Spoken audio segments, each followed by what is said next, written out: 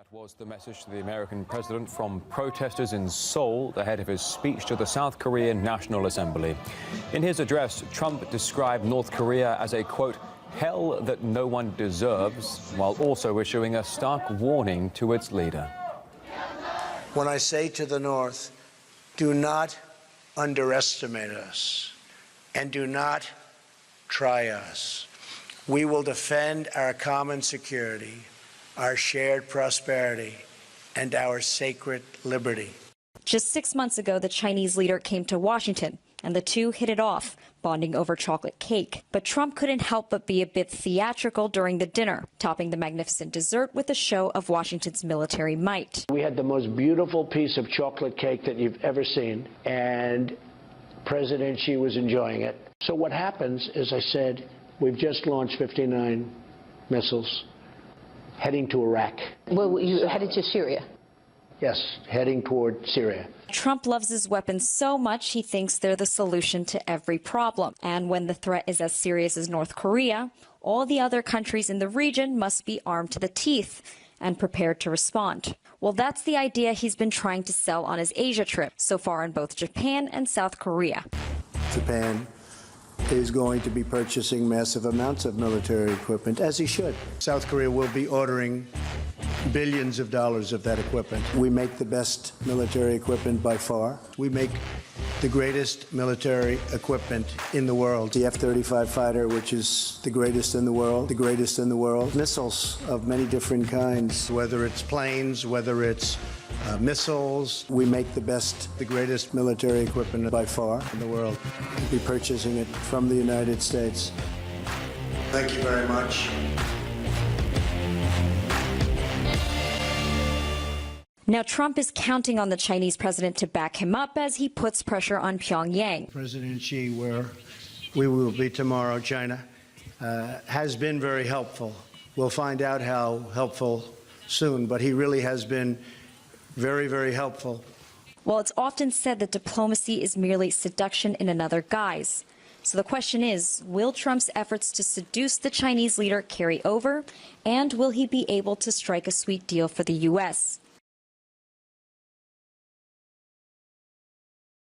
With the presidency of the United States very seriously, so whatever rhetorics or other things which President Donald Trump may resort to, China need to stand firm on its own principle and do the right thing. President Donald Trump has been known in recent months for using very inflammatory rhetorics about DPRK, and I personally believe these rhetorics are very threatening in nature, threatening warmongering, for example, is not helpful at all. Ever since President Donald Trump went into the White House, the United States has been selling huge amount of military weapons to many countries in different parts of the world. Selling more weapons may actually make whatever military confrontation which may happen even more bloody, causing more loss of life, and that's the wrong thing to do at this very particular moment when peace is at stake. As you know, we just concluded our NATO Defense Ministerial.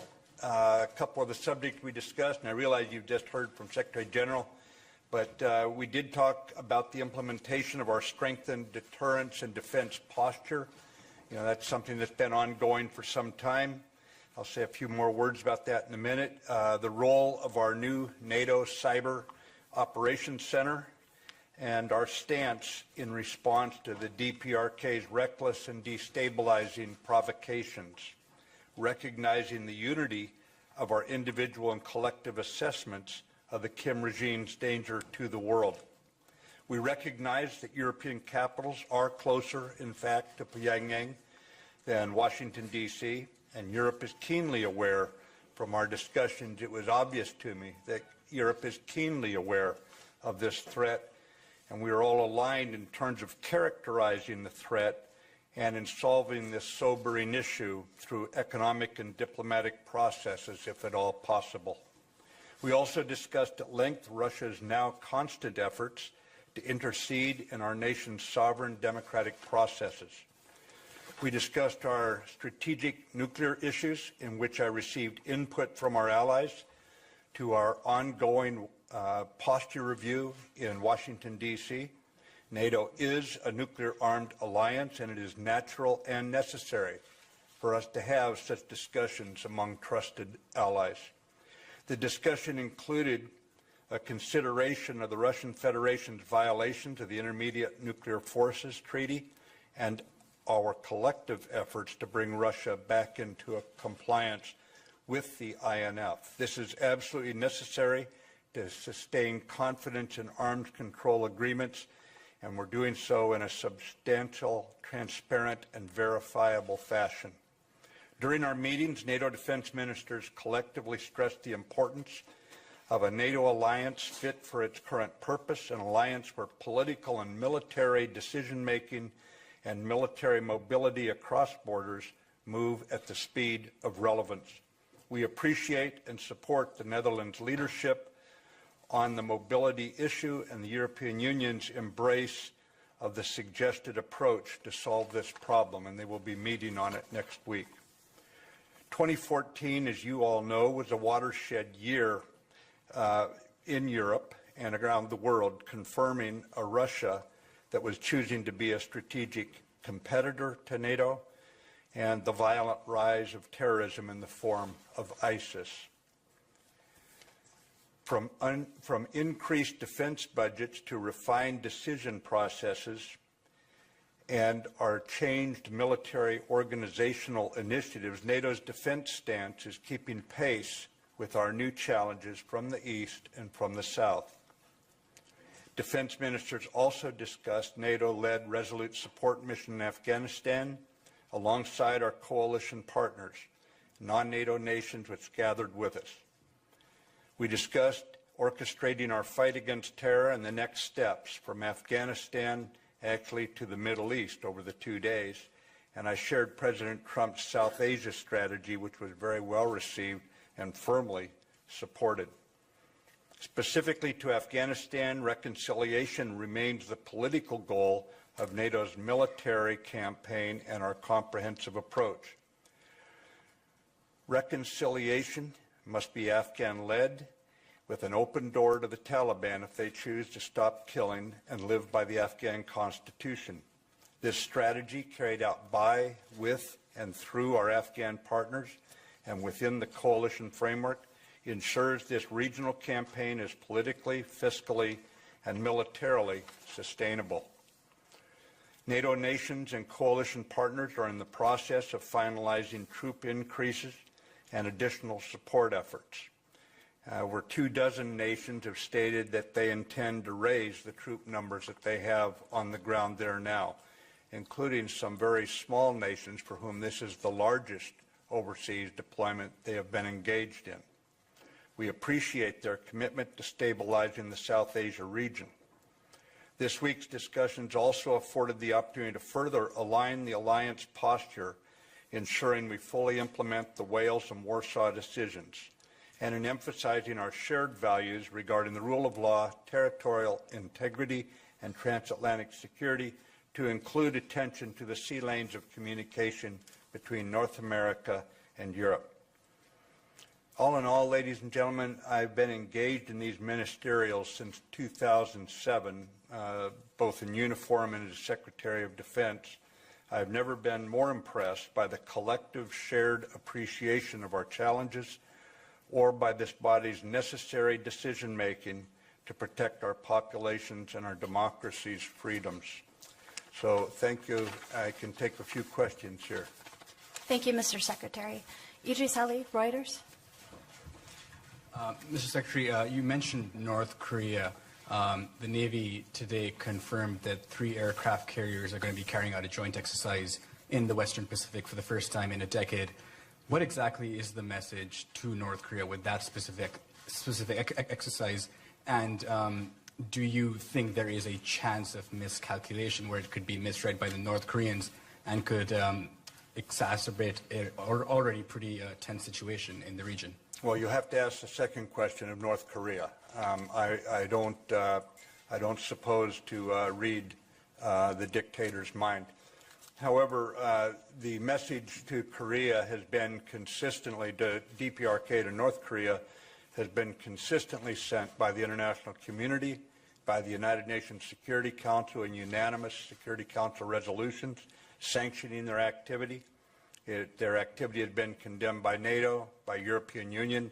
I can go on. This is a diplomatically led and certainly economic sanctions reinforced effort to either isolate them and reduce their economic situation, or they can come to the negotiating table. And everything we do is inside that diplomatic framework.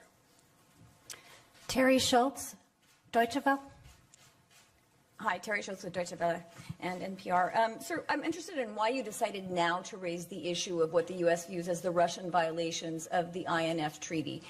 Did you share evidence with allies? And when you say you're discussing those responses, where is the U.S. now on possible responses? Are you worried that if there's no administration response, it will simply embolden the Russians to violate other treaties, to push the edges on these things? And how does this fit in with your overall Russia strategy? Sure, Terry. The bottom line is you have to have respect for other nations' sovereignty. When you make agreements, when you sign treaties, you have to live up to those treaties. And we have a firm belief now, over several years, that the Russians have violated the INF. And our effort is to bring Russia back into compliance. It is not to walk away from the treaty.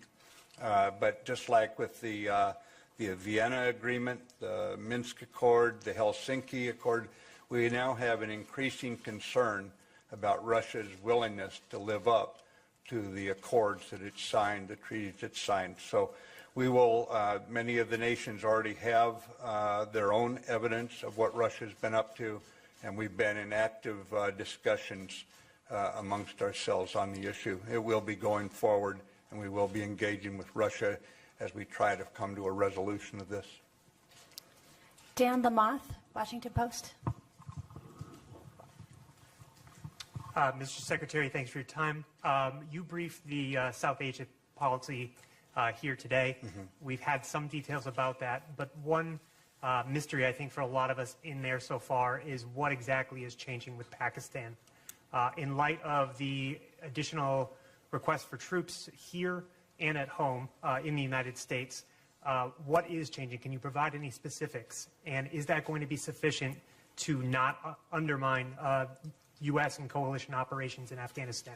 Yeah, Dan, this is, as you know, a key part of the strategy. When we talk about the strategy, ladies and gentlemen, we talk about 4 R's, and it starts with regionalization. It also goes to realigning our forces, reinforcing them, and to reconciliation, the political goal of them. There's no military campaign that doesn't have a political goal. In this case, it starts with regionalization, directly pointed at the point that you made about the problem that we've incurred with organizations, no matter how badly they get beat up, they retreat across the border and then they come back again. So what we want to do is start with, from India to across the region, is make certain that everyone's working off the same sheet of music. We want to make certain that no terrorist organization can find a haven anywhere. And with a border adjoining Afghanistan, that makes Pakistan a priority. So we're engaging with the Pakistanis. We're engaging in a whole government effort. We've got international efforts going on. And one of the reasons we brought it up here was to make certain we were all aligned about where we stood on this. And it was remarkable alignment about us all working together to get Pakistan to do everything it can to cut the insurgents off, the terrorists off. As far as what's different about this, obviously there are ways that we can reward Pakistan, and there's ways that we can ensure they're held to account.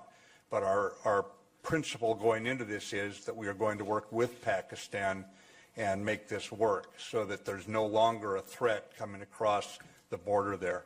And this is an international effort. This isn't an American alone effort. So that in itself, that we're aligned internationally now with what we're doing, is probably the biggest change. Last question, Anna Pisanero, Europa Press.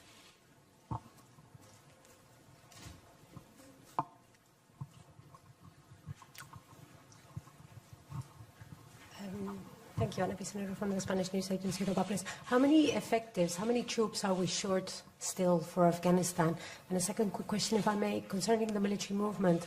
Are you worried that we can't get a sufficient number of troops and equipment like tanks and other heavy equipment in time anywhere in the eastern flank to meet a potential threat, whether it's from Russia mainly or maybe another one?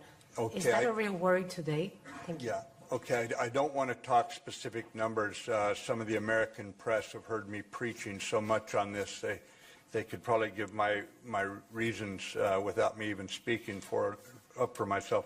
Basically, I don't give the enemy information that they could use to their advantage, and I'm told sometimes, well, people used to do that. That's not me. On the mobility issue, you bring up a very good point. You know, if you want to have a NATO that is truly capable of protecting the democracies here, you've got to be able to work together, and one of the most fundamental points of that is at the point of borders, where you speed troops across if they're needed somewhere else in the alliance. And I would just tell you that the issue has been exposed during exercises. It has been solved imperfectly in the local area at that moment. But as a result of defining the problem so well, and I salute what the Netherlands did, the Netherlands took the issue on, came up with what they thought would be a way to approach it. The European Union is meeting next week about it. We support the European Union's efforts in this regard of taking the Netherlands from here's a proposed solution to implementing it.